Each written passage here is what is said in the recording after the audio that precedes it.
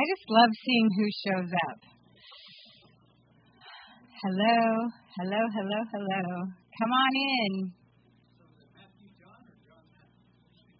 It's whatever order suits you for whatever day of the week. It's Guru Matthew John. It could be Matthew Guru John, John Guru Matthew, Matthew Matt, John Johnny. What about MJ? MJ is what some of my friends have called me. My last name is a G, so it's MJG, and now it's GMJG. Oh, look at that.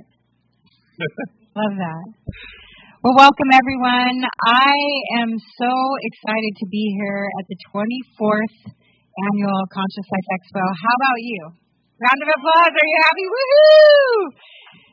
Tell me, I've been asking every single intro I've done since Friday, how many of you have been here before at Conscious Life Expo? A couple of you. Now, how about clapping if this is your first Conscious Life Expo? That's what I thought.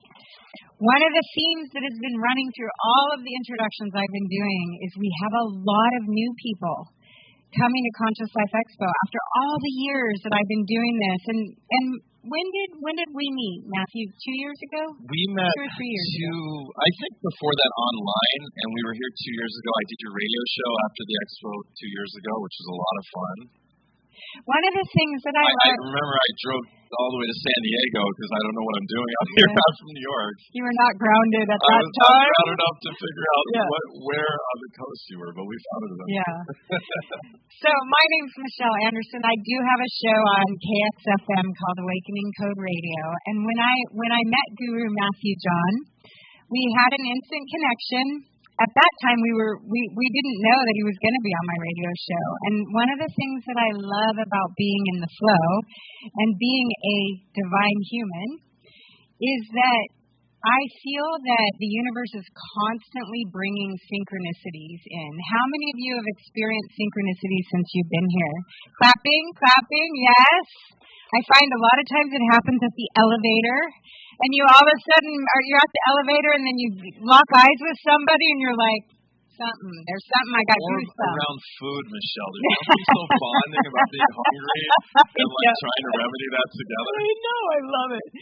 So I meet this gentleman and we strike up a conversation. I don't know if I met you with David Palmer, who lives in Irvine. I believe so, yeah. I think it was David. And so at the time, we wanted to talk about astrology because my radio partner wasn't there, right? My radio partner, Eric Rankin, does not believe in astrology, and that's his to believe.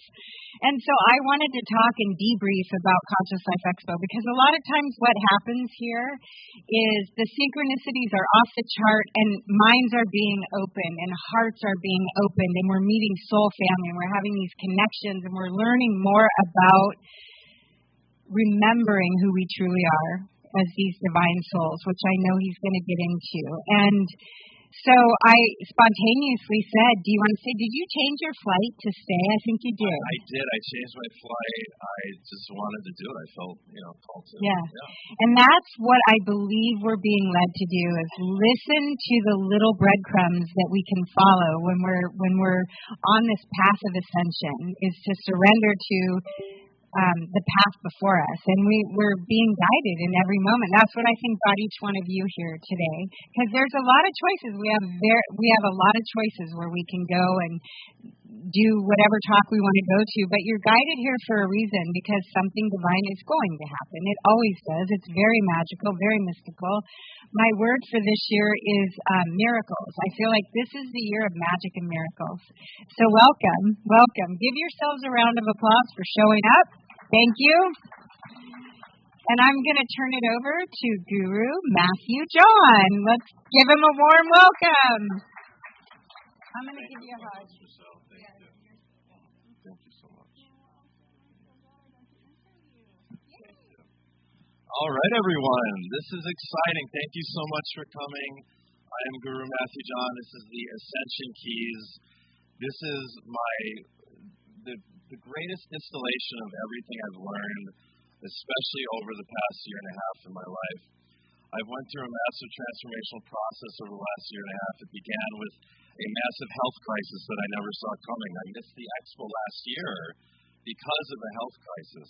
There was a time when I was laying in bed at my mom's house, scared at times, confused, and definitely questioning everything, questioning if being a teacher was even my path, questioning if being a healer was my path, questioning if I ever wanted to do readings again or what I wanted to do with my life. Maybe I wanted to go back into radio or go back into journalism. I kind of had this ultimatum of a crisis, and during this time, I had to face everything within myself. I realized it wasn't about me choosing the direction I was going. It was about being chosen in the direction that I meant to go. And I had to face all the karma within, all the karma between myself and my mother, all the karma between myself and my dad who's on the other side, all the trauma from my father's death, all the trauma from my dog's death. Everything going back, not just in this life, but to other lifetimes, back to Lemuria and Atlantis, back all the way to other star systems, back to Orion's belts. Yesterday upstairs, were any of you at my Syrian channeling yesterday upstairs? Really? Wow, it's a whole new audience. That's fascinating. That's fascinating, Jenna. Yeah, yesterday, it's interesting because I still do have these kind of two distinct sides of what I do. Is this real extraterrestrial side, which we'll get into a little bit when I talk about the fundamentals of Ascension in a moment, but also just teaching the practical side of Ascension. And it's a more grounded part of what I do, which is what we're going to be doing today. But yesterday, channeling the Syrians, and it's something that I enjoy. I find myself guided more than ever before, and I'm here to guide you on what it takes to not only overcome your karma, to overcome whatever you're facing in your life, whether it's illness, whether it's financial obstacles, whether it's confusion on your purpose, whether it's feeling stuck in some way. It doesn't actually matter in the sense that we all have to achieve the same thing in this life, which is ascension. And we all have to move through the same facets of ascension. And so I've distilled it down. This is my greatest teaching to date, into 10 fundamental keys to ascension. And this is what we'll be going through today. So if you're excited, let me know. I'm so excited about this teaching. Thank you. We'll get this little thing off the screen. So first, kind of, what is ascension? I think that's a fundamental piece. First, kind of going outward from the individual. What is planetary ascension? Okay, well, raise your hand if you're aware that our planet is going through an active ascension process. Yeah, and if you're not sure of what ascension means, let me simplify it for you. Ascension is increasing in frequency. We can think of everything in frequency and vibration. You know, when you're in a flow, maybe you've experienced this here at the Expo this weekend, you're in a flow, life feels good, you feel light, you feel natural, you don't feel like you're having to force things, you don't feel like your mind is trying to trip you up, and you're just flowing through life. It's in those moments, in those days, where the most wonderful synchronicities happen, don't they? You meet a new friend, you meet a romantic connection, you make a sale in whatever you're selling your crystals or your retreats or whatever. Things just flow because you're in a higher vibration. We're constantly oscillating day to day, hour to hour, even minute to minute sometimes between different levels of vibration. And we carry with us, we could say, kind of an aggregate, an average vibration from day to day. On a planetary level, this is true as well. Our planet carries this aggregate vibration. It's pretty low, to be quite honest, and this probably isn't news. There's not a lot of places around the Milky Way galaxy where we have things like war, or where we have things like genocide, or extreme economic differences where there's extreme poverty and extreme wealth. These aren't things that normally exist throughout the Milky Way because most of the Milky Way has developed much further into higher and higher frequencies. And this is what ascension is. Ascension is stepping up a ladder of vibration. So our planet is in this process of stepping up a ladder in vibration. Interestingly enough, a planetary ascension occurs in conjunction with another planet. This is just a little fun thing to know.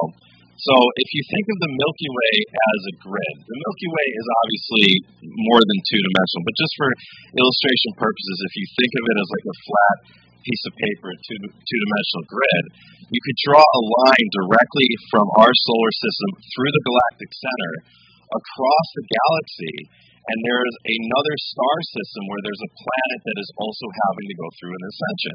And it's like a seesaw. If one planet or one star system is ascending at a higher rate than the other, it actually causes an imbalance. So the Milky Way is this living, breathing being. Planets are living, breathing beings. Stars are living, breathing beings. From the perspective of one's soul's history, which is something that I am so fascinated in researching and sharing, is that all of you are starseeds. I'm a starseed. We're all starseeds. And if we trace ourselves all the way back, we might be able to access memories of actually being a planet, or being a star, or even being an entire galaxy. You're not crazy if you've had these thoughts that you know what it's like to be a planet, or a star, or a galaxy.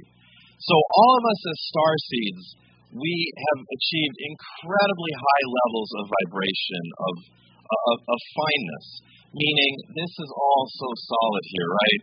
But this is the exception to the rule. We come to this planet, and this is something that at first is very foreign. When we come out of the womb, out of the birth canal into the world, it's a traumatic shock to our nervous system. It's totally different than what we're used to. We're used to being in this wispy, fine, free realm. So we come here, and it's the greatest challenge that we've ever challenged ourselves to as souls, to exist in a third density frequency. And existing in this third density frequency where there's extreme polarity, there's violence, there's war, there's genocide, there's cancer, there's the most horrible things you can think of that really don't exist in most places in the galaxy or in the universe. We come to challenge ourselves to experience all that stuff and then to ascend out of it. In reality, ascension is a process of re-ascension. If you've gone to the pool, my room looks right over the pool. I haven't seen anyone in there. I don't know if it's open. But if you went to the pool and you know the buoys that separate the shallow end from the deep end, if you push the buoy down underneath the water and you let your hand go, what happens? The buoy pops right back up. And this is what the process of reascension is. We have intentionally, we might even say artificially, suppressed our vibration, pushed ourselves down into a lower density, which is this earth experience, and then boom, we pop right back up. And it's really a natural process that we have to simply go along with. The hardest part of it is when things are uncomfortable. The most you will ever learn are when things are uncomfortable. I've learned more in the past year and a half than I've learned in any other part of my life, and it's not even close. So we're going to go into all of this when we go through the 10 keys. And just for fun, as I said, if one planet isn't ascending fast enough, it causes an imbalance. So ascension is not only important to the individual, it's important to the planet, and it's important to the entire galaxy, and really to the entire universe, to all of creation. The photon belt. So every time we go through an ascension as a planet, it's because our solar system is moving through what's called the photon belt. The photon belt is an area of increased light that is emanating from the galactic center. We are at the end of a bunch of cycles right now. We're at the end of a 25,800-year cycle, which will culminate with the beginning of the age of Aquarius, which for me it begins in 2043, although some conventional astrological thought will have it. Traditionally, it was said to be 2160 because year zero would be the beginning of Pisces, but there's a lot of evidence that the age of Pisces, if we really look at the sky, actually occurred at least 100 years before 0 AD, and thus it is earlier. So for me, what I've received from my connections is Age of Aquarius begins in 2043, although we're so right on the cusp of this transition right now that we are feeling it very strongly. And every time we're in the photon belt, we're in the planetary ages of Leo and Aquarius. Who knows what happened on this planet during the age of Leo? Raise your hand if you know. I'll give you a hint. It's two lost continents, ancient continents. One in the west, Lemuria. One in the east, Atlantis. And does anyone know what happened at the end of the age of Leo? At the end of Atlantis and Lemuria? There was a grand war, a nuclear war that took place. These entire continents sank due to the tectonic plates moving because the type of technology that was used in this great war destroyed the planet. In fact, as the Syrians were talking about yesterday in my channeling, it sent ripples throughout our galaxy that caused so many problems. Think of it as like a cancer that spread throughout our galaxy because we, not you and I necessarily, but us on this planet, were selfish enough to use these weapons that cause such harm. But before that great war, that was the last time our planet experienced an age of light, was during the age of Leo. This was 13,000 to 15,000 years ago. Right after the end of Atlantis and Lemuria, this is when the pyramids were built. It was the Syrian extraterrestrials that built the pyramids for us, both in Egypt and both in places like Palenque and other the Mexican sites and the South American sites. This is kind of a model of the photon belt. Every time we enter into an age of light, 2,000 years of light, and then we enter back into what the Hindus would call the Kali Yuga, which is 11,000 years of darkness. So right now, we're at the end of the Kali Yuga, we're at the end of the stage of darkness, and we're moving into the age of light. And this is why, as individuals, we are being asked to ascend as individuals. The individual ascension and the planetary ascension could be thought of as two separate things, and yet they're intertwined intimately with one another. As we move through our karma, as we step into our purpose and power, as we vibrationally ascend physically and spiritually, there's a physical aspect to this as well, where literally our entire structure, our organs begin to shift from a carbon base into elements of crystalline-based structures. It will be decades before us as scientists will be able to observe this physically, but the spiritual underpinnings, the quantum underpinnings of this has already begun. And there's been several beings on this planet over the ages that have been able to achieve that, and that's when they achieve things like levitation and being able to teleport and disappear and things like that. We are also at the beginning and end of a 225 million year cycle of rotating around the galaxy. We're at the galactic center now in astrology. This is in Sagittarius. And so we are at the beginning and end of great cycles. This is the moment that we've been waiting for. This is the moment that you as starseeds came to Earth to participate in the ascension process of this planet. Why? Because you were curious, you wanted to help. You said, look at this poor little planet with their nuclear wars and their genocides, and they don't even believe that there's anything other than them in the entire galaxy. How silly is that? And you wanted to come here to shift that, and that's what you're doing. This is what's called the toroidal field. All consciousnesses, us at the third density or above. This is what is underlying our chakra system. Raise your hand if you understand a little bit about your chakra system. Your 7 main chakras, starting with the root, the sacral, the solar plexus, the heart, the throat, the third eye, and the crown. The 7 main chakras. There's also all sorts of other meridian lines and minor chakras that intersect with those. But underneath that, what is it that gives life to all consciousness? What is the soul? The soul is light. You can draw it as a mathematical equation. Soul equals light. The toroidal field is photonic light. How does life begin? Life begins as a single photon of light. A single photon. Look at light and just imagine that light is billions, trillions, quadrillions, and it's a single photon of light emitted from a consciousness so advanced that it's able to not just create new life. You women are so wonderful. You create new physical life. Planets, stars, and galaxies create new souls. And a soul begins as a single photon of light. That one photon turns into 2, then 4, then 16, and 256. It goes logarithmically until it creates this rotating field. And if you want for fun, you can kind of tune in and imagine this ever-present eternal toroidal field. This is your eternity. This toroidal field you carry with you from incarnation to incarnation, whether you're a physical being, whether you're an extraterrestrial, whether you're an angelic being, no matter what you are. And the more advanced vibrationally you are, the bigger this field is. So you might imagine that as you are ascending, this field is actually getting bigger and bigger. What are the games of consciousness? Why do we do all this? Our third density consciousness goes through the games of experience. Think about all the themes of like a Shakespeare play. You must experience light and dark. Any of you into astrology? I'm an astrologer. Yes, few astrology fans. Good.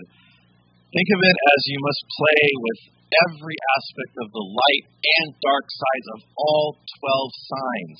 You have to play with the light and dark sides of Scorpio and Taurus and Pisces and Virgo and all of it. And this is why we live a lot of lifetimes on Earth. There's a misconception that if you're a starseed, you probably only lived a couple lifetimes on Earth. Not necessarily. I've lived over 300 lifetimes on Earth. Some of you have lived over 800 or 900 or 1,000 lifetimes on Earth. Some of you several thousand. Some of you less than 100, less than 50. It's a personal choice from the soul how many lifetimes you live on Earth. But part of it is that, or really the crux of it is that you need to experience all sides of this theater that we call Earth. The light, the dark, the poverty, the abundance, the success and the failure, the pain and the pleasure, all of it over and over until you fully get it, you fully experience it.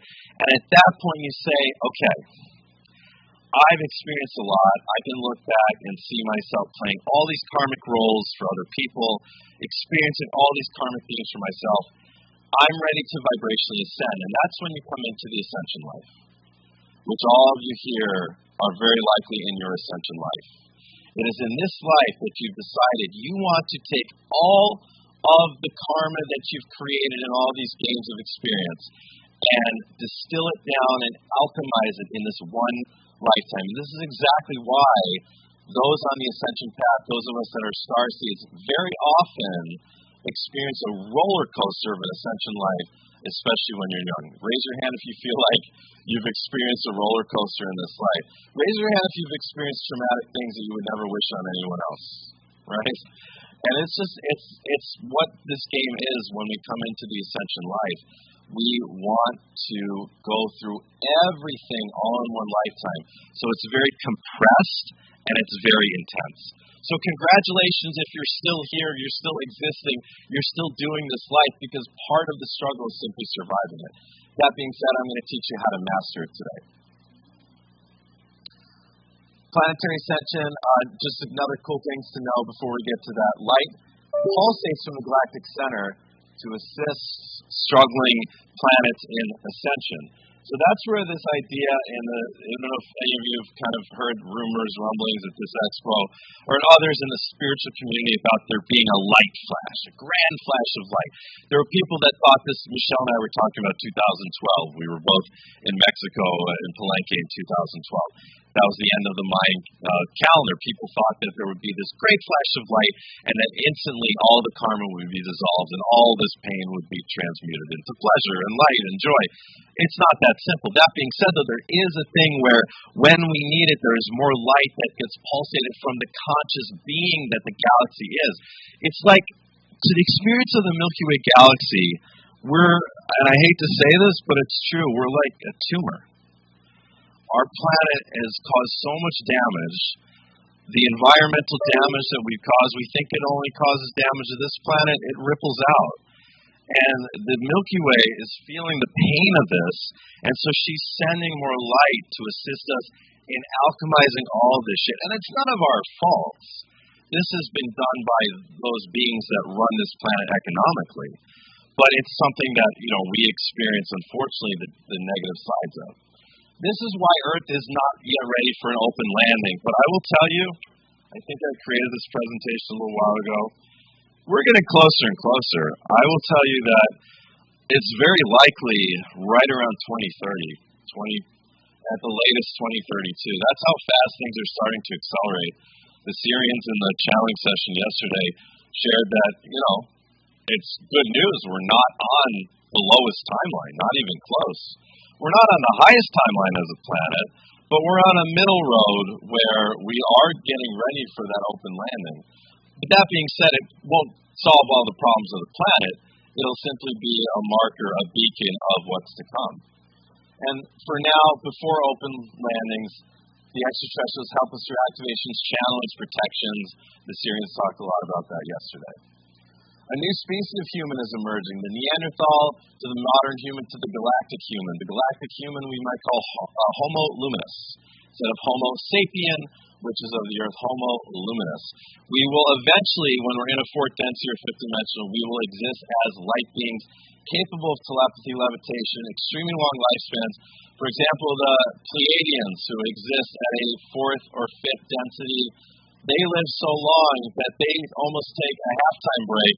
At about 800 of our years, they go into a chrysalis for a little while, sometimes a year or longer, and reemerge with a new and updated physical version of themselves. And then at 1600, 1800, 2000, 2100 of our years, they would decide to have a conscious death. Before the conscious death, they would actually make a contract with a woman that would birth them next. It's completely conscious.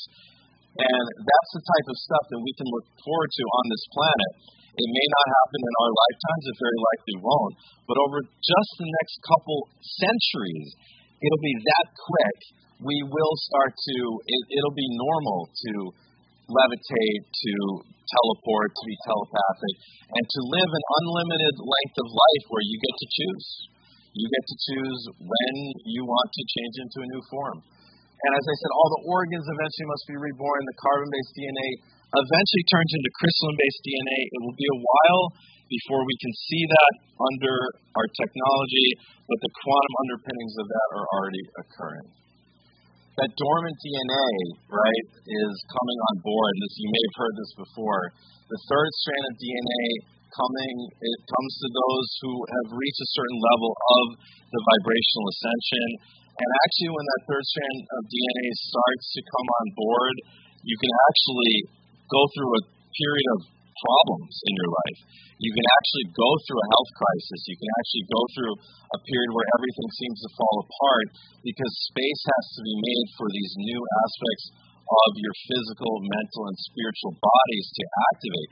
And it's when this starts to happen that you might find the spiritual gifts, being able to astral travel, being able to be psychic on demand, being able to be telepathic, being able to use telekinesis to move objects, that this sort of stuff comes on board. This is what I believe I've been going through recently.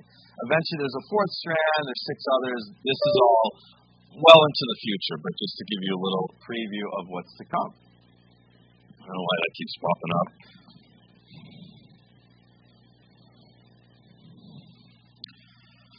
So the Ascension Keys, what we've all been waiting for. We must master these 10 Ascension Keys to ascend from the third to the fourth density.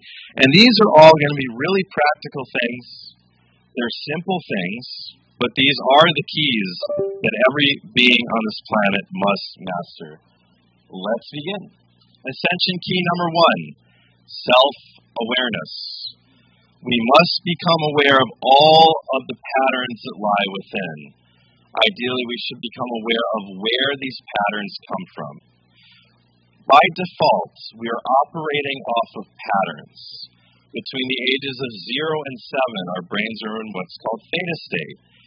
In this theta wave state, we are absorbing all of the words that are coming from our parents, our caregivers, our teachers, nowadays from the iPhones and the televisions and the video games.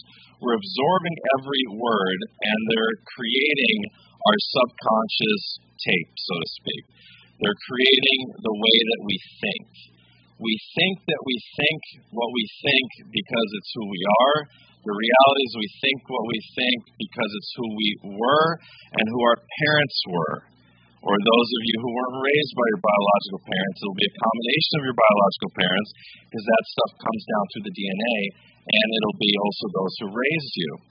So as we become aware of this stuff, that is the first step to shifting it.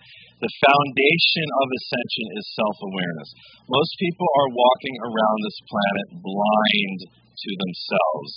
There is a very purposeful reason that the dark occult, the Illuminati, etc., seeks to keep us in increasing levels of poverty. When we are in poverty, we do not have time or space or safety to look within, and we become completely externalized. We believe that everything that happens to us is a product of the outside world. We start to believe that we are powerless to make any shifts in our own lives because of external circumstances. It's very much by nefarious design that we are by default externally focused. And being externally focused is a marker, a product of being in the third density, or even of lower densities than the third. Demonic realms, for example, that's the sort of paradigm that exists. On the higher realms, in the light realms, we are internally focused. We understand that we create our reality from moment to moment. One of the Ascension Keys that we'll get through soon is becoming the creator of your reality. But in order to create your reality, you must also first understand what you're dealing with in your inner world. So remember this, every single thing that happens to you in your life, as traumatic as it might be, as unfortunate as it might be, or as triumphant and fun and joyful as it might be, has been created based off of something within you. And in the physical body, it's all really right here. The Syrians yesterday were talking about operating from the heart. We begin, and this will be one of the other Ascension Keys, is intuition, is learning to live our lives without thinking, learning to feel through our lives, and we'll go in depth into that in a little bit. But this is where we choose from as an ascending being. And this is where all of our past lies. This is where all of the stuff lies from our parents, from our grandparents, from our great-grandparents. You're carrying with you patterns of your behavior and the way that you think and the way that you speak that you think are yours. In reality, they began 7, 8, 9, 10 generations ago. Hundreds or thousands of years ago, back through your family's history. And you know a family tree is pretty exponential. And so you've got all this DNA coming from all these different family lineages that you think it's all you, and it's not. So the practical way to go about this is this. When I was younger, like most people that were in their ego mind, when I would feel affronted, when I would feel that I deserved something and I didn't get it, when I felt misrecognized or, disrespected in any way, I would blame the person. I would blame the person, right? Like anyone would, right? As I have become aware, ascending, as I've stepped into being the guru, when something happens where I feel disrespected, when something happens when I feel misfortune or affronted, I look within. I ask myself, why did this happen? What part of me might have created this and why? And inevitably, it's a part of me that is calling out for more love, more acceptance. If you get into a little tiff with someone and they call you names, deep within, is there a part of you that called that to yourself? That said that to yourself, or believed that about yourself? When you go through a health crisis, as I went through, it may seem like a random occurrence that happens and it's just unfortunate, but if you look within, is there a part of you that has been so ignored that part of you needs to be nurtured, and the illness gives you the opportunity to be nurtured? It's all something you may have heard before, that everything external is a reflection of the internal. That is true, but I think sometimes people misunderstand that. They take it literally as if whatever calamity or trauma they just experienced is something they're literally thinking within, or something that they're literally experiencing within. It's not a literal connection all the time, but there's something there. If anyone is willing to contribute to the group, I would love to ask someone to give an example of something difficult that's happened in your life recently that you're not sure of what the lesson is. The question is always, when it comes to self-awareness, is what is this trying to teach me? What am I supposed to learn from this? How is this supposed to shift me? Who am I meant to become because of this?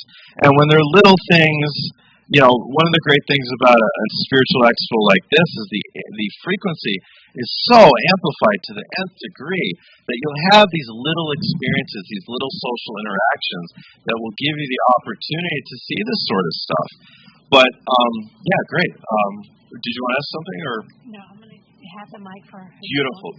Yeah, is anyone willing to share? Yeah, perfect. A gentleman over here. Thank you.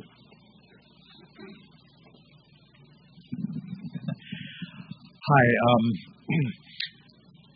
I lost my mother last year. She died. Sorry. Thank you. And just the year before that, I lost my little sister to liver cancer. And they were both living in Texas. I was living in Ohio at the time. And, I never really broke down and cried for either of them, just because I felt, my sister, she had so much going. She was so beautiful when she was younger, and she just drank her life away and, killed her liver. And then, my mom lived a long life, but, constantly had, medication she had to take for leukemia and everything, and lived a long time. But anyway, perhaps this is some type of trauma that I haven't worked through yet, or I was mature enough to accept it when it came, knowing that, all life must pass eventually. And my dad had died suddenly, probably about 15 years ago. So that's about all I got. And what's your name? Tim. Tim, thank you so much for sharing. And my heart is with you and all of us that have lost loved ones. I lost my father a couple years ago. Even losing pets is traumatic. And when we lose someone, it is almost always a part of it is that it occurs to help us open up things that have been buried within. The physical act of crying, for example, is so crucial. It is the most important part of moving through grief in any form, because it's the physical act of crying that actually allows the heart chakra itself to open to be able to access pain that is stored within. Recently, I cry all the time. I've been very happy this weekend, not this weekend, but there's things that happen in my life that, all of us. And when I cry, I wail, and I feel, the last time I cried, I was wailing and experiencing myself crying as my ancestors. My great-grandmother, I was crying as her. My great-grandfather, I was crying as him. And then I realized I was crying tears all the way back to Orion's belt. Grief comes and strikes us, especially when it strikes us one after the other. And it's never our fault if that happens. It's simply a part of the contracts up there where those beings, it's their own path. They've decided that, okay, at this moment in my soul plan, I'm going to go to the other side. But before you came into the incarnation, you understood that when this happens, this is going to be an opening for me to feel myself, to feel what's within. Part of the self-awareness is simply feeling. There's a mental part of the self-awareness where we can conceptualize and understand our patterns, recognize the parts of our behavior and the way that we think and speak that came from our parents and really isn't ours and that we'd like to shift. But then there's the emotional feeling side, and that emotional feeling side for so many of us is more difficult than the conceptual side. And it's grief that allows that to be opened, and you'll find yourself, the more you physically cry, you're accessing stuff first from earlier in your life, then you're accessing stuff from your childhood, then you're accessing stuff from your parents' lives, and it goes all the way back to other parts of the galaxy even. And really, we could say we're grieving separation. All of us are God. The 10th Ascension Key is oneness. We're all God. There's no levels to God. we're all just God. A mosquito is also God. We're all God. And we have separated intentionally to become individual souls. That original photon of light, just that individuation, that's God putting God into a tiny speck of light to grow as its own entity. We are God experiencing God. We're the universe experiencing the universe. So grief is the way that we access the stuff that's been buried. So that's the opportunity for you, Tim, and for everyone here, if this resonates with you, is as a part of this self-awareness first ascension key is to access pain. And the only way to move through and alchemize, what does it mean to alchemize? Alchemy means, in this context, means that the pain, the trauma, the energetic tumor that was there isn't anymore. And the only way it ever isn't anymore is when it's accessed and it's felt and it's acknowledged. And when it comes to pain, it has to be physically cried through. So I encourage people to cry. When we do my retreats in Sedona and Hawaii, etc., we do a lot of crying. And to me, it's just one of the most important things. I always put on this just a little tip, like, if I feel the need to cry, if I'm getting frustrated with life or I'm getting angry with life, even in very little ways, I just remember that, I need to cry. And when I have the opportunity, I'll go to my room or I'll go in my car, I'll put on a sad song, I'll put on a Taylor Swift song, and I'll cry. I'll cry. And it's the most incredible thing. Letting go is another one of the Ascension Keys. I experienced this right before I had a little period in my relationship where I had to let go of her. We were going through a little something, and I had to let go of her completely. And I realized that letting go is one of the Ascension Keys. And I cried, and I cried, and I cried. And I just felt I was crying for generations. And it had nothing to do with the relationship, ultimately. And that's the amazing part. When you cry and you really get deep down, you realize it's not about what happened on the surface, on the earthly level. Even as traumatic as death is, it's stuff way, way deeper and way more ancient. And the more to ascend, think of it like a helium balloon, right? You can have a helium balloon where you have, weights tied to the balloon. Maybe that'll work. Imagine a helium balloon, but there's weights hanging off of the helium balloon, right? Well, the balloon's not going to be able to rise up very much. As we let go of the weights, naturally, the balloon starts to rise, to ascend. So ascension is natural, and these keys are a reminder of the natural nature of ascension. What we need to go is to let go of density. And how do we let go of density? First, we become aware of it. Now, the next ascension key, once we become aware, is facing fears. This is one that we don't like to hear. This is one of the hardest parts of being human, is knowing that we're in a way, a fragile biological being that could die at any moment. At any moment, any one of us could drop dead right now. At any moment, any one of us could go drive our car and get in a fatal car accident. God forbid, none of this will happen. But the point being is that we are this fragile biological being, although we're also this eternal light being. And to have to merge those two very diametrically opposed concepts is one of the fundamental issues of being human. So we have to face all fears in this lifetime because fears hold density. And the density that the fears holds stuff in your energy field. You can't fool the universe ever. Can you think of a time in your life when there was something you were kind of afraid of and your intuition maybe told you to just face the fear, just do it, and your mind talked you out of it? Inevitably, it comes up again, doesn't it? In a different way. You can't avoid it. We can never fool the universe. We can never fool our soul. So whatever it is that you're afraid of, is so fundamental to your ascension process. Now, ultimately, all fears root from the fear of death, which is probably not news. The fear of death comes from the ego.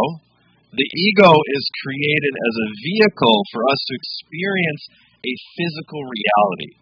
So we're all here in this physical third density reality, and the ego is what binds us to this very grounded place. On higher realms, the ego is not necessary. When I was going through kind of the levels of ascension and talking about, much higher levels, the ego is not necessary. It wouldn't even be available to be played with when you get to the fifth density or higher. It's here. And the reason that it is, it's because of the density of this reality, and the ego is a dense concept.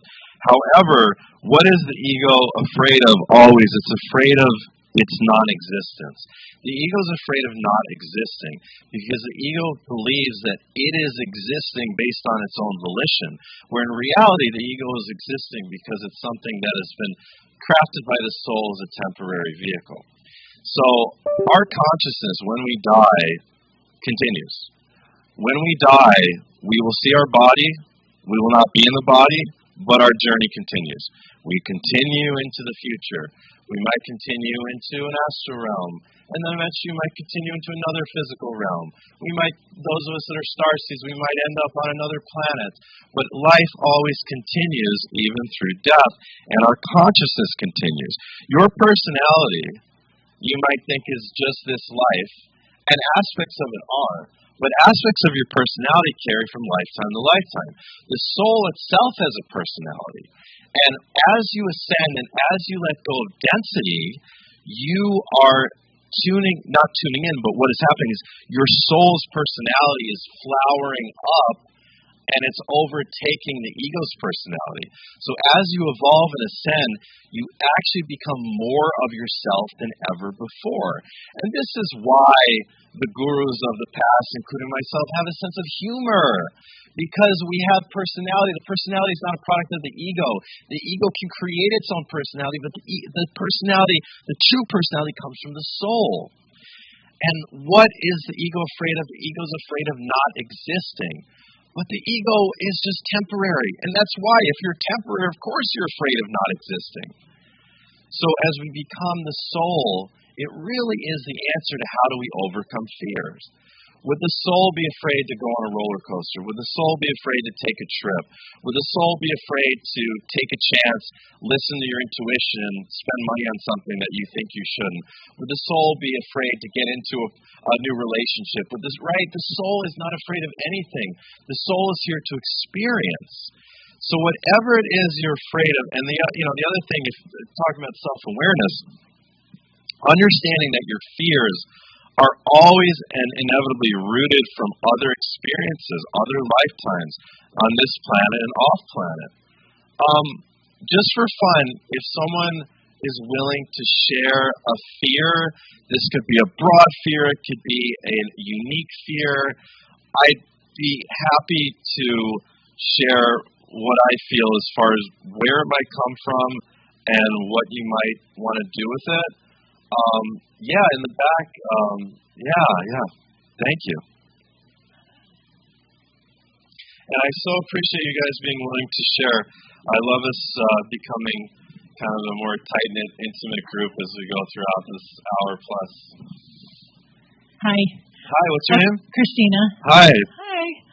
So I have a fear about getting in a relationship with another narcissist, and so I keep attracting more narcissists. So it's like I'm up to about 33 now.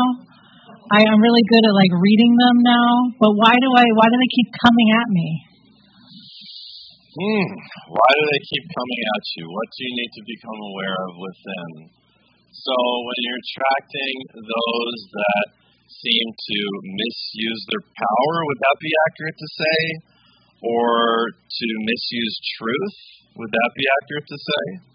Well, just being abusive. Being abusive, which is misusing power and misusing truth. Yeah. And it will boil down to, where have you not claimed your power fully within? And why? What is a part of you afraid of when it comes to claiming power? Power has been one of my favorite things to move through as far as karmic lessons. Myself, over the past year and a half, it took a lot of courage to come out and share that I am a guru. And I don't care if people want to call me it or they don't like the name, whatever. I am. I was in India and I am now. It took a lot of courage, but it's a lesson around power because that word with it comes a lot of power. I'm no longer denying the power within myself. For so long I did. And all the power is here in the solar plexus. When we deny our own power in some way, we will attract others who deny our power or to take our power, who are abuse us. Where do you need to reclaim that power within? Where is there a part of you that's afraid that if I become bigger, if I step fully into my power, I will be retaliated against. I will be attacked. I will be put down. They will go, no, go back in. That's what's to overcome. That's the fear to face. So life will inevitably, Christina, will give you opportunities over and over again to see if you're able to face that fear. It will inevitably give you opportunities with people that are more than happy to try to take your power. And it might happen in little social situations. It might happen in ways, things with a credit card company or whatever it is, stand up for yourself. It's all about standing up for yourself and not being afraid of being attacked back. And I know that's hard when you have been. I totally get that. And as a woman, it's very different than being a man. I 100% get that. But the lesson is the same. And just remembering that whether you're a man, a woman, or other in this lifetime, you've been a man, a woman, and other in other lifetimes. We've all experienced all sides of the sexuality and gender spectrums. We're a mix and a balance of masculine and feminine energies always, whether we're in a male or female body.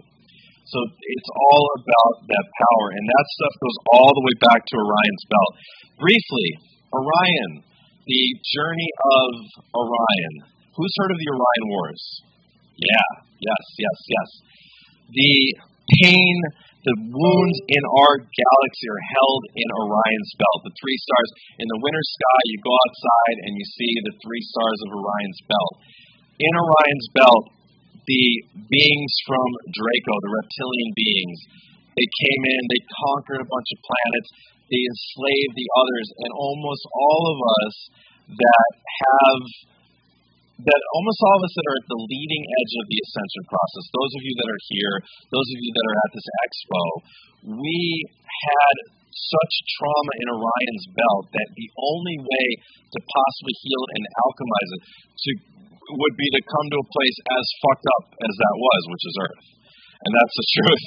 That's the truth. We come here because there's not, as I said, there's not a lot of other places in our galaxy where we can experience the sort of pain and trauma that we can here on Earth. And this all sounds very masochistic, does it not?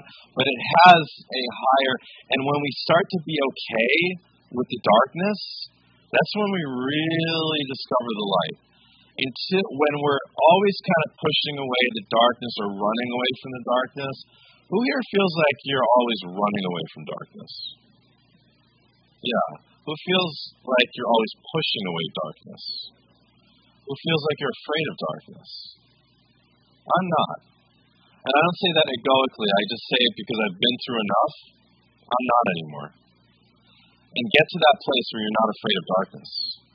And the most amazing abundance and opportunities and light will find you. Because until then, it's just a shadow that is chasing you until you stand up to the fucking shadow and say, what? What? Or in whatever way. I know that's a very masculine way of going about it, but whatever way. What, motherfucker? So we must face all fears in this lifetime. Christina, thank you so much for sharing. Ascension key number 3 is letting go. And I touched on this before. We will be asked over and over again in our lives to let go of little and big things. The one thing that is always true about life is that it always is changing. It always is shifting from big moment to big moment, and even from small moment to small moment. Nothing ever stays the same. Death teaches us this in the most profound and traumatic and yet also beautiful way. I am seeing myself watching my father die of the most horrific cancer in a cancer ward in a place that I would never want to go back to. I wouldn't wish anyone to have to go back to, with all the tubes coming out of him and the beauty of his spirit passing into the realm and the light that filled the room. And at the same time, the gruesomeness of all the tubes and the corpse. It's gruesome. And I'm sorry if this is triggering anyone. I know it is. This is what life is. Life is always teaching us about death. Those of you that don't live in LA, I know in LA, I live in upstate New York, and we experience the seasons. We experience the wonderful bloom of all the plants and the trees and the animals mating and all that, and then winter comes and all the leaves die and fall to the ground, and it's this beautiful reminder of death, because we all know spring is coming next. When the sun goes down at night and we experience the darkness, we all know the sun is coming up in the morning. Some of us hold these really deep-seated fears within. It's like that the Tower card is, those of you that, do you know the Tower card in the tarot? The Tower card is the one you never want to get in a reading, right? It's not pleasant. But a lot of us carry this fear on some subconscious, unconscious level that the Tower card is always right around the corner, that the sun won't come up tomorrow. And it comes from this really, really ancient stuff that goes all the way back to Atlantis and Orion's Belt. We experience our Earth planet being blown up in a nuclear war. We experience your planet in Orion's Belt being blown up from the inside, or Maldek being blown up from the inside. You experience, like, literally these dark beings trying to delete you from existence, which is not possible. You cannot be photonic light and be deleted. But they tried. They tried to take everything from us, our existence. So that trauma is held so deep down, then it manifests on this planet in trauma in every possible way.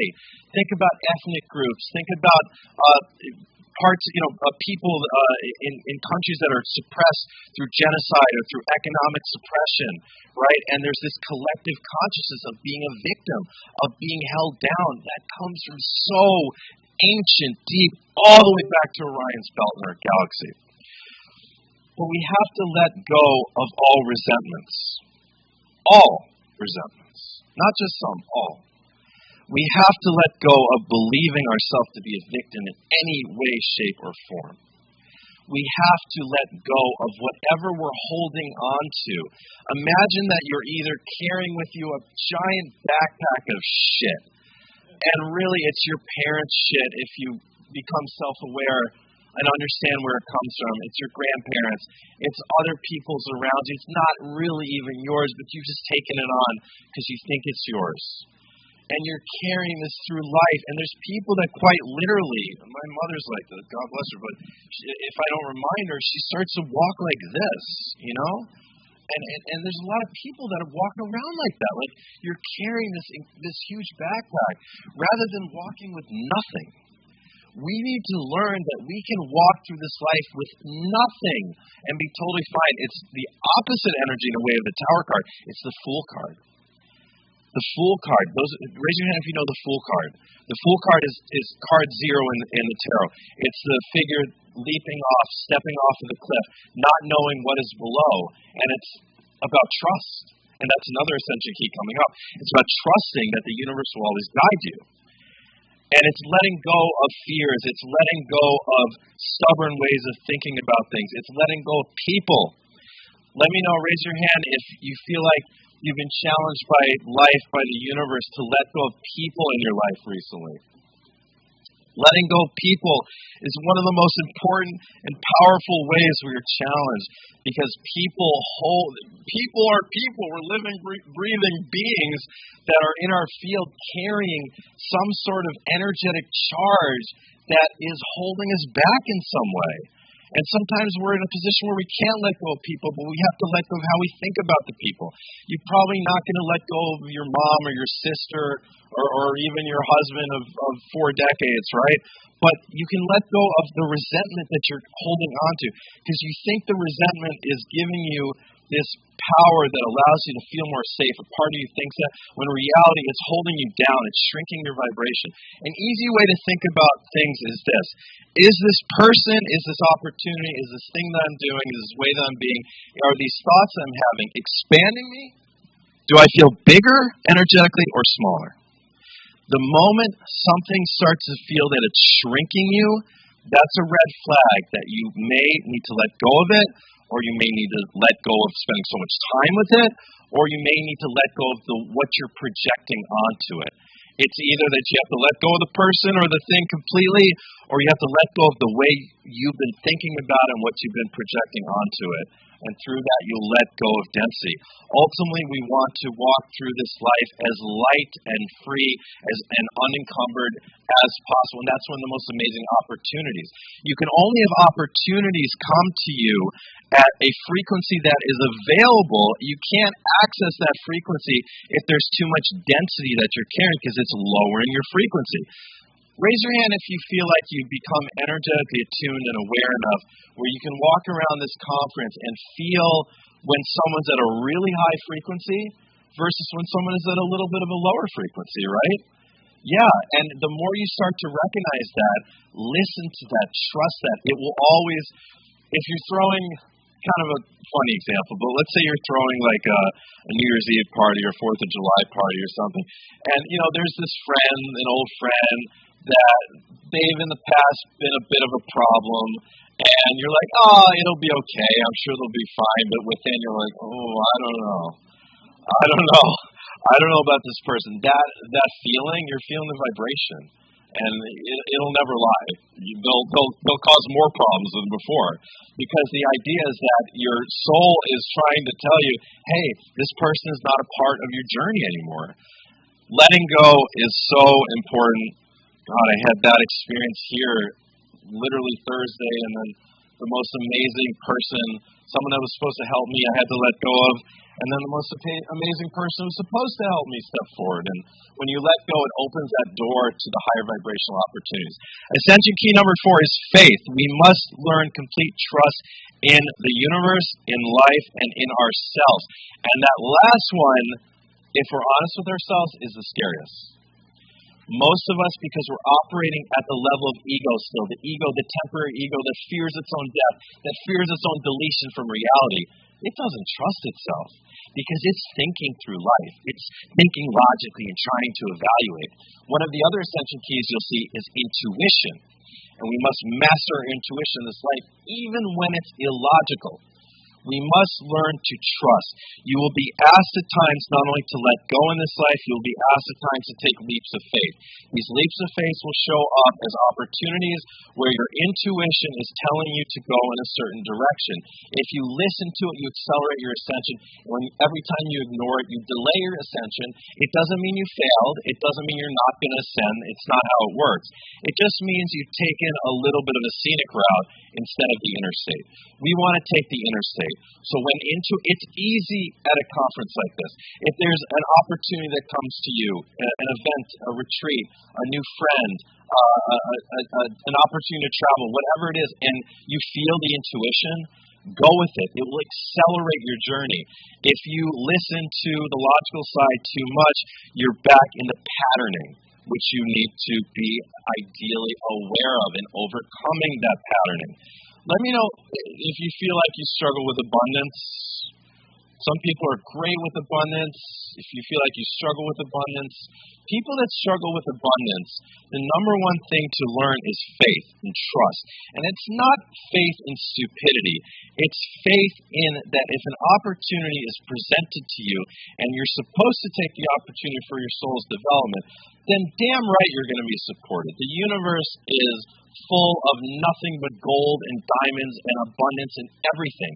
Everything that could possibly exist exists in so many manifold that it's unfathomable how abundant existence is.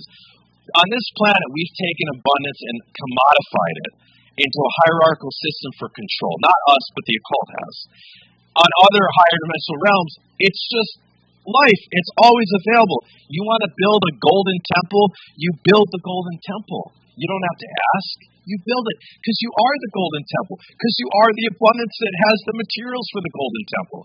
It's only here on earth where it's been commodified. And this is where fear comes in. Fear about, am I going to have enough? Am I going to have enough for a rainy day? Am I going to be safe? Inevitably, every time you put something off because you are putting it off out of fear, the universe will make you spend that money on something you didn't want to spend it on. When you spend it on something you want to spend it on, you'll avoid whatever that other alternate timeline was. So when it comes to money and abundance, this is a great way to implement faith. We also have to have faith to allow ourselves to begin projects that we may not fully understand where they're going, and new relationships, the Ace of Cups in the tarot. Maybe you'll meet someone here today or tomorrow at this Expo and they'll change your life. Maybe you'll meet someone on Tuesday and they'll change your life. And if you don't have the faith to trust that the universe is benevolent, that the universe has your best interest in mind, that life has your best interest in mind, this is what the Fool card in the tarot is saying. Hey, life, I trust you. I trust you so much. I'm not carrying anything. You know, the guy in the card, he's got a little hobo stick. That's it. What does he have in there? Maybe soap and like a couple of dates, right? There's nothing in there. He has faith that the universe has everything he could possibly need.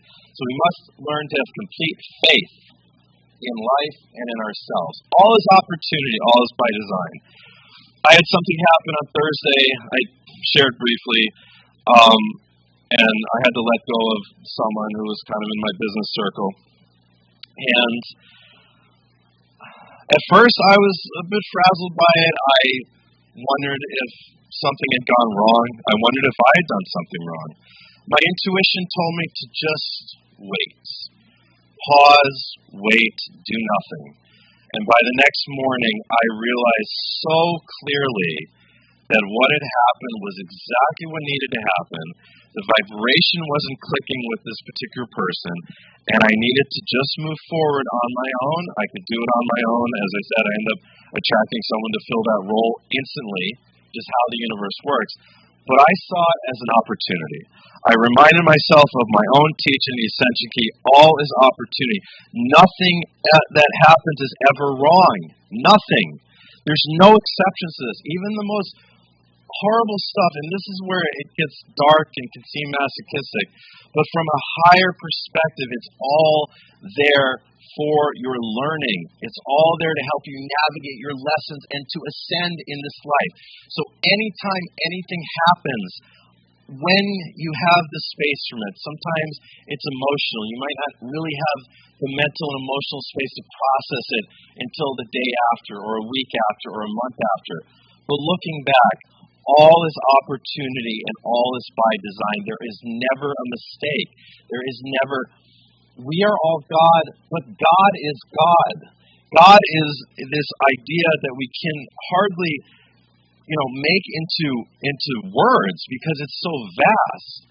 Do we really think this universe that has been crafted masterfully? You look through the NASA books and the pictures of all the galaxies and the black holes and the red giants and the nebulas, and it's unfathomable. Our own sun, the amount of heat emitted from our sun, it's unfathomable. Do we really think that any of this is a mistake? And if none of that is a mistake, then why would anything that happens here on a lower realm where we're not even dealing with the quantum physics of a star, why would anything here be a mistake? It isn't. It never is. It's an illusion that it's a mistake. It's the ego wanting to protect itself and say, no, something went wrong. I'm a victim. I'm a victim. I'm a victim. One of the most important ways that you'll see how high of a frequency you've been able to achieve is how often you or a part of you believes you're a victim. In reality, you are a victim of nothing. And I understand we've been through a lot of traumas. You will always see eventually you are a victim of nothing. you will see that it's something that you needed to learn from, that you on a deeper level created in order to learn from. And I want to remind you guys, I applaud you guys for all being here. These are really advanced concepts. There's not a lot of people, even at this expo, that are ready for this level of ascension mechanics. And it's all very simple concepts, but these are the fundamentals. Another fundamental is becoming the creator. Once we are able to really take our power back by acknowledging that everything happens by design, that there are no mistakes, we have the opportunity as we can become lighter and lighter vibrationally to actually consciously create our reality rather than our reality being created through the patterning, which I talked about with the first Ascension Key of self-awareness. I'm at a point vibrationally where I can start to create like this. Opportunities come like this. There was this actress. I have an interview show on my YouTube channel, Guru Matthew. My YouTube channels are Guru Matthew John and then the Higher Self channel. The Higher Self's the bigger one. I haven't cultivated them much over the past year and a half because I've been through my own transformational process. But I'm resurrecting my interview show, The Stars Align, with Guru Matthew John. And there was this actress who I saw on Instagram. She was going to be here. I followed her. I put the intention out in my mind. I'm like, hey, it'd be fun to interview her. Well, I ran into her right in front of the grilled cheese yesterday. After a 1-minute conversation, she's in my booth with the background, and we did an interview. Things like that. When you're operating at a high frequency, you actually start to be able to manifest things instantly or very quickly. Because I'm at the level right now, and I want you guys to be at the level of becoming the creator, of actually creating a reality. And part of that is becoming more intentional. Okay? For example, and this conference is not over. It's only Sunday. We have Monday for those of you that are staying for Monday. Set an intention of something magical that you'd like to happen tonight, a person you want to meet, someone you've always wanted to meet here, or an experience you've always wanted to have. And let that be a strong intention and see that manifests for you if you're at a high enough level almost instantly. So we learn to become the creator. Intuition. As I mentioned before, we must learn to listen to our intuition even when it's illogical. When I was going through my health crises, I did a lot of things that logically I think maybe Western doctors would probably say you're crazy. And at the same time, I listened to my intuition, and I continue to listen to my intuition over logic when it comes to health, when it comes to finances, when it comes to relationships, when it comes to everything in my life, and everything has been working out amazingly, far better than I could have thought. Things will work out for you far better than you can imagine when you listen to your intuition versus listening to logic. Logic has a ceiling to it. Intuition is coming from the soul. The types of things, opportunities, creations that can occur because you listen to your intuition are far above what logic can do for you. So you have to learn to fearlessly listen to your intuition. Ascension key number 8 is gratitude. And this is one that is a simple one that we've all heard before. But the importance of it cannot be understated. Anything that you are grateful for, you are telling your soul, you're telling the universe, I like this. I like having this in my field. Now, the fear is, well, what if I'm grateful for something that I don't want? What if I'm grateful for what, that traumatic death that occurred that taught me all these lessons, right? You're telling the universe then, I'm grateful for what I've learned. And if you're no longer afraid of darkness, see, the irony is when you're afraid of something bad happening, you're more likely to attract it. When you're afraid of nothing, when you're no longer afraid of darkness, you attract more light. You attract more opportunities. When you're grateful for anything, you're telling the universe, this sits well, I like this. And it opens up the opportunity for more. So if it's money, may you be grateful for the opportunity to just spend, right? It's buying a grilled cheese, it's buying a crystal necklace, or it's something big, it's going on that retreat. May you be grateful for the little things in your relationship. How many of us that are in relationships quibble over little communication things and then forget to be grateful for the things that we do for each other that do make us feel loved and seen and accepted. Gratitude is so important. As you start to master the Ascension Keys, you naturally become more grateful because gratitude itself feels so good. And it is at such a high vibration that it's natural. So Ascension Key number 8 is gratitude. Ascension Key number 9 is presence. Everything that we talked about up to this point, a lot of it's coming through the mind. You're evaluating your patterns and where they came from. You're evaluating your fears. You're evaluating where you might have missed your intuition. You're evaluating where you might need to face things that you don't want to face, where you're running from a shadow. That's the masculine side of all this, and the feminine side to balance it out is presence. We must learn to be present. It's not realistic to think you're going to be present 100% of the time. I am not. However, I think I'm present probably more than most people in the world, and that's where you want to be. You want to be in a place where your days are long adventures because you're so present. And when your days are long adventures, there's so many fun little things, fun little social interactions, and fun little opportunities and funny things that occur because your day is a long adventure. And the more present you become, the more you're able to become aware of what you need to become aware of, to be aware of what you need to face and overcome, and to be able to overcome it because you're not operating from the mind, you're operating from your body and your heart. And just living from the body and the heart and being present is that yin balance to everything else I've been teaching. And the final ascension key, my dear friends, is oneness. Everything we do ultimately is because we are all one. We are God, split, divided into an innumerable amount of different aspects of itself. And we each have a different avenue, a different path, a different curriculum, different opportunities and people and things around us to give us the opportunity to experience something that my experience is not yours, your experience is not mine, and yet we're one. I am you, you are I. I am you, you are I. And yet our experiences are very different. And that's the magic in it. So understanding that what we do when we heal ourselves, when we experience individual ascension, as I talked about in the beginning, we experience the planetary ascension. How does the planetary ascension accelerate so we don't have any more wars, so we don't have any more genocide, so we're ready for open contact?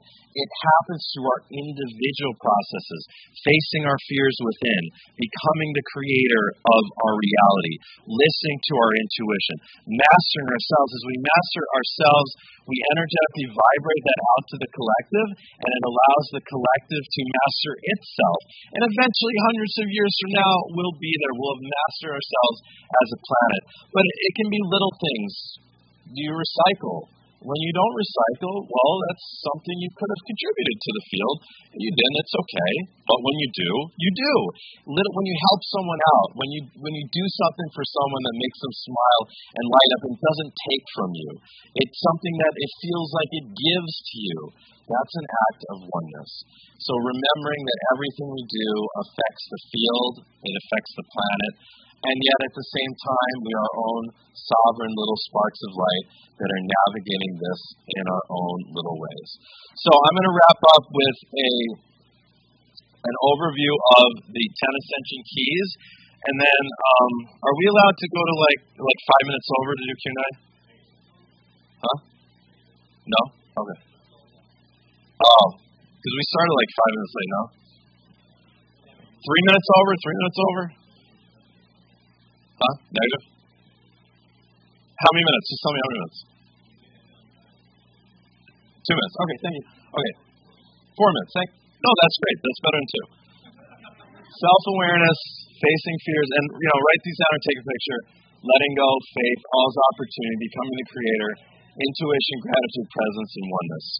And it's kind of a progression. It's kind of a lot. You don't have to remember all of them, but the more of them that you remember, and when things come up, ask yourself which ascension key is this asking me to do? Am I being asked to let go? Am I being asked to face a fear? Am I being asked to become more aware? Am I being asked to remember that all is opportunity? Am I being asked to remember to become the creator? Am I being reminded to use my intuition? So the question you can ask yourself as you navigate through life is, what is being asked of me here? Our booth is literally right out the door here. By the way, this is the Merkaba, the Ascension vehicle. I didn't have time to do a little meditation with this. I will do, if you stay for one more minute, I'll do a little Ascension code activation for all of you. So I'm going to tune in and channel through an activation for all of you beautiful souls that are still here.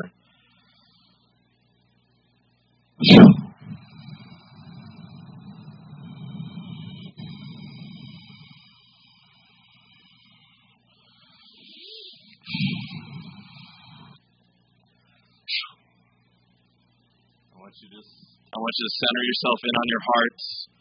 Imagine your heart center as this beautiful pink ball of light surrounded by green. Put your hand over your heart or your hands and just acknowledge your heart. And remember, all of these are concepts. Just live life through your heart, and it'll do all of these for you. That's the ultimate Ascension key, is just live life from your heart, and all of it happens for you. Thank you so much to everyone for being here. I really appreciate you. I hope you enjoyed the Ascension Keys.